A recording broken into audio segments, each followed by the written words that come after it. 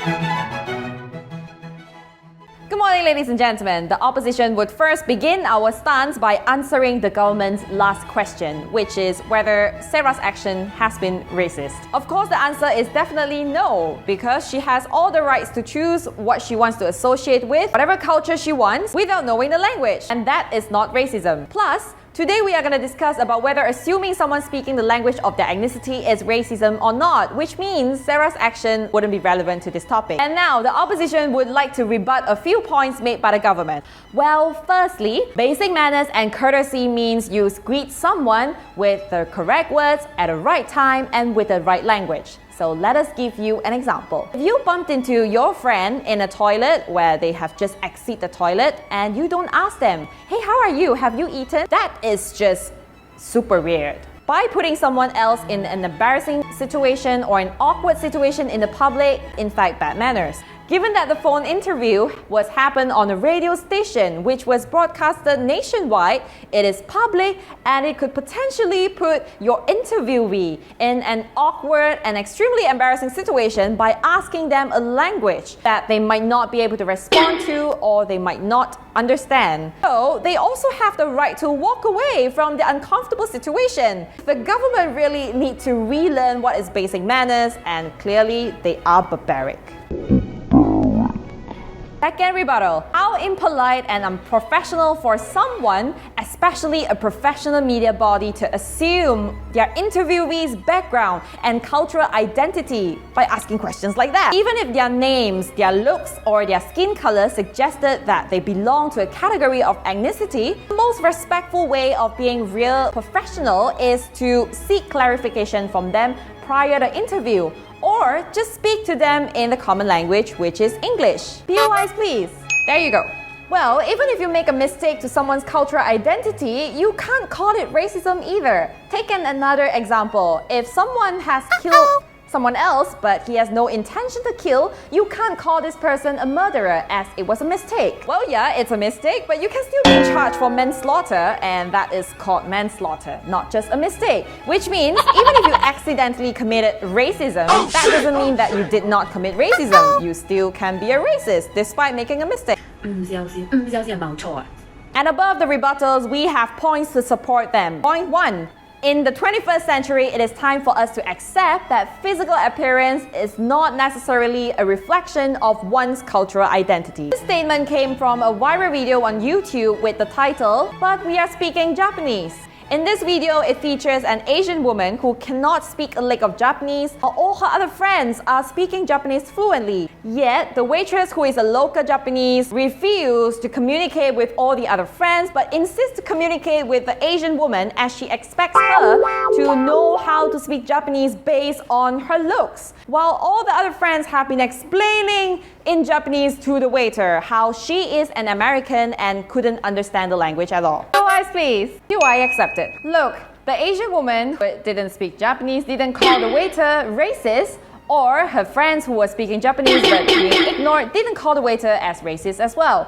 The term racism is not subjective and it carries a lot of weight. And thinking a Chinese can speak Chinese and thinking a Japanese can speak Japanese, thinking a French can speak French and thinking a German can speak German are not racism. Now, allow us to rebut the point of information being raised by the government with the opposition's point 2, definition of racism. There are a few levels to this, but let us bring up from the first level by the definition by the Oxford Dictionary. The other definition given by the Oxford Dictionary is, racism means the belief that all members of each race possess characteristics, abilities, or qualities specific to that race, especially so as to distinguish it as inferior or superior to another race or races. Moreover, on top of that, given by what the government has given us just now, racism needs to include either prejudice, discrimination, or antagonism. Now, let us give you a classic example. Whether it is intentional to indicate a specific race is superior or inferior or not, even without the intention of doing so, would still constitute as racism. For example, recently COVID-19 started its outbreak and people had avoided Asian food because they believe Asians carry the virus. Or the example of Malaysian was evicted from her home in Perth due to the landlord fear that she carried the virus because of her skin color. They may not have the intention of indicating which race is superior or inferior, but the actions of the individuals have reflected their beliefs that Asian equals the COVID-19. This constitutes to a serious racism, as there is discrimination and prejudice against the race. Second level, let us look into the internal racism, which is defined by Dr. E.J.R. David in his book, quote, "Internalized Oppression, the Psychology of Marginalized Groups," close quote. He described that internalized racism occurs when a member of a group which is a target of racism assumes a racist attitude towards their own group. So, given that Sarah Tiong is an individual whom her nationality is an Australian and has been born and raised in Sydney since she was young, and hence did not learn the language of Chinese, which is pretty common to many such overseas Asians who are not brought up under the Asian culture. And to support this point, let us use the video again as the example to support this point, where racism means a belief you had about a characteristic that a race should have.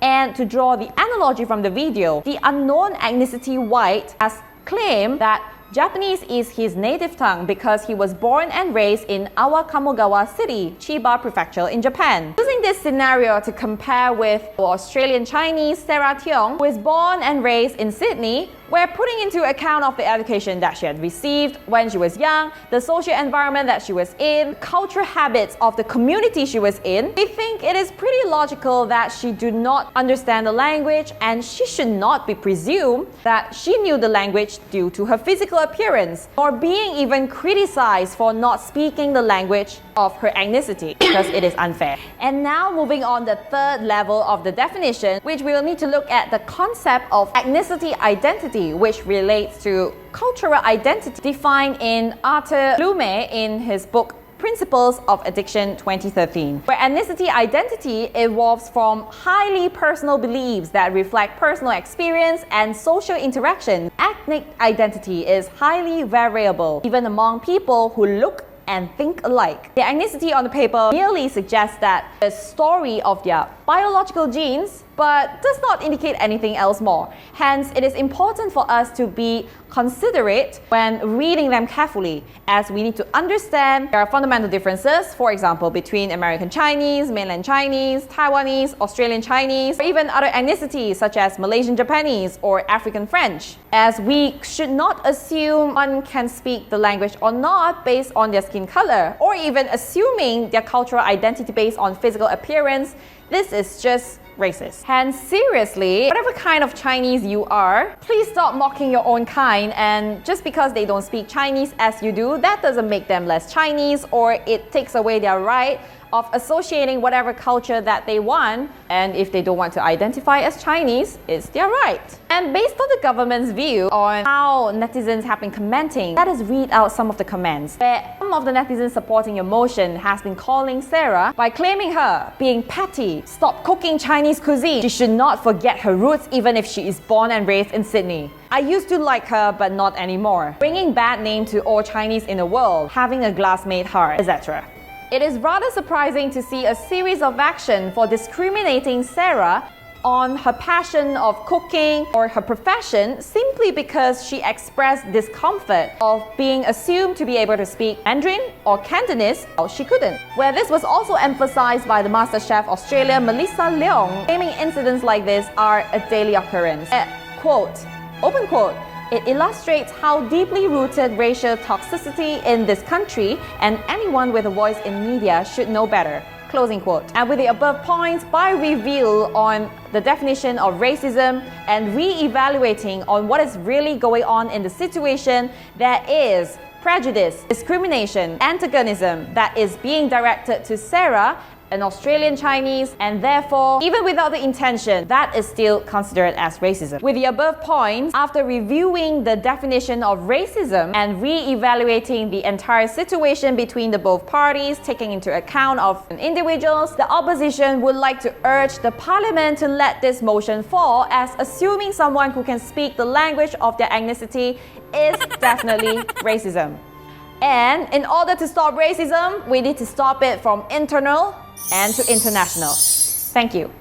That sums up the motion of the day, where both government and the opposition has made fantastic presentation on their points. I personally agree with what the government has mentioned, that the assumption made was a genuine mistake, a misunderstanding, and based on the latest updates, the Australian radio station has already issued an unreserved apology and Sarah has already removed the post. But at the same time, we also agreed with the points made by the opposition, where they have mentioned how netizens disagreed with her and had gone all the way to attack her by mocking her to say she is a fake Chinese or she is a bad apple of the community. Through this debate, the parliament is in favor of the theories and reasonings made by the opposition, as they have convincingly proved that the elements of racism was present. And the parliament also believes that it is a reminder, an important one, to remind all of us to be more considerate of others, as they could have different experiences, not to assume one's cultural identity based on their physical appearance, and to also remind ourselves to put ourselves in each other's shoes, to be more considerate and respect others better. This world will definitely be a much better place if we just think a little bit more before we say or do something. And despite with the purest intention, you might still offend someone. If that really happens, just be like Triple M to say sorry.